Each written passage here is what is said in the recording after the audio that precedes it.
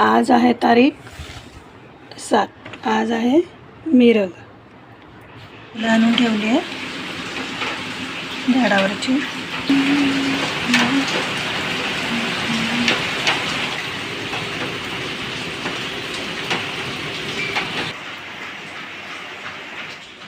कडधान्य भिजत घातली की 3-4 तासात आरामात भिजतात. 10 वाजता जेवण बनवायला घेते, मग तोपर्यंत ती भिजून तयार होणार. आणि आज सकाळी सकाळीच पाणी घालून घेतलं, नाहीतर मग एकदा राहिलं की राहिलं, मग उशीर होतो घालायला. मग 12-12:30 नंतरच घालायला वेळ मिळतो. तुळशीला पाणी अगोदरच घालून घेतलेलं आणि सणाचं म्हणून इथे लवकर घालून घेतलं. नमस्कार, मी मानसी. सीक्वेलमध्ये तुमचं मनापासून स्वागत. आणि आता सकाळचे 7 वाजले आहेत. पाऊस चालू झाला आहे, भरपूर पाऊस पडतो आहे. आज मिरग आहे. आज तारीख आहे 7 आणि मी जेवणाची तयारी करून ठेवली आहे. चणा डाळ भिजत घातली आहे, चणे भिजत घातले आहेत आणि घावणे बनवायसाठी तांदूळ भिजत घातले आहेत. भात बनवणार आणि नाश्त्यासाठी उपीट बनवेन. माझा नाश्ता बनवून झाला आहे. नाश्त्याला उपीट बनवलं आहे आणि आता मी जेवण बनवायला लागेल. सण असला की गोड बनवावं लागतं. वाडी नसते दाखवायची, इथे आम्ही वाडी नाही दाखवत.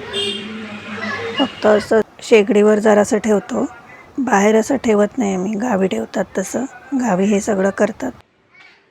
सुट्टी चालू आहे, मग विनाचं असं काही ना काही चालूच असतं आणि तिला भरपूर लागलेलं. मुलांना घरात ठेवलं की TV बघतात, नाहीतर मोबाईलवर राहतात आणि बाहेर पाठवलं की हे असं काही ना काही करत राहतात. तिला सांगितलेलं हळू सायकल चालव, पण तिने फास्ट चालवली आणि पडली. ती सुट्ट्या असल्यामुळे उठणं उशीर असतं, नाश्ता उशीर असतो, आंघोळ उशीर असते आणि मुलांना ओरडायला पण नको वाटतं. स्कूल चालू असली की सगळं वेळेत करावं लागतं, लवकर पण उठावं लागतं. मग आता थोडं मुलं आरामात उठतात तर ते बोलणं पण नको वाटतं.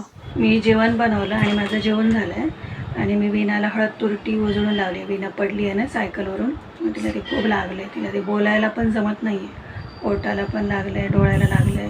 तिच्या अंगावरच सायकल पडली. ध्रुवी आणि विना कोण पण पडली ना तर मी कधी असं औषध नाही लावलं त्यांना.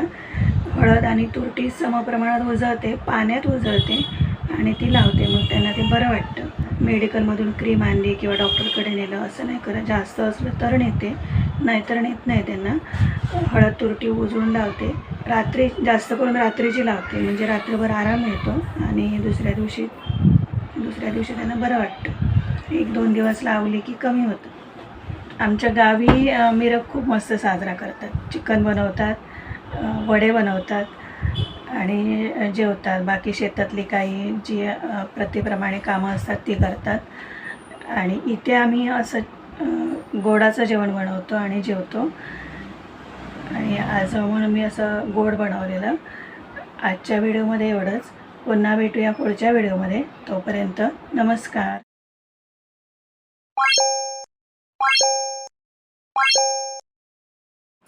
मटण आणि चिकनमध्ये फरक काय गं? होय ध्रुवी? मटण ह्याचं असतं ना, बकऱ्याचं ना, आणि चिकन म्हणजे कोंबडीचं ना. चिकन म्हणजे कोंबडी ना. हो. थांबा. बघ, चिकनच लिहितात ना, चिकन सेंटर असं लिहितात. आणि मटण शॉप असतं बघ, मटण ते बकरी असते. मटण मिनिंग म्हणजे भेड का मांस. हां, आणि चिकन बकरे का मांस. हां, आणि चिकन म्हणजे कोंबडीचं, कारण चिकन म्हणजेच कोंबडी ना. कोंबडी. होय ना.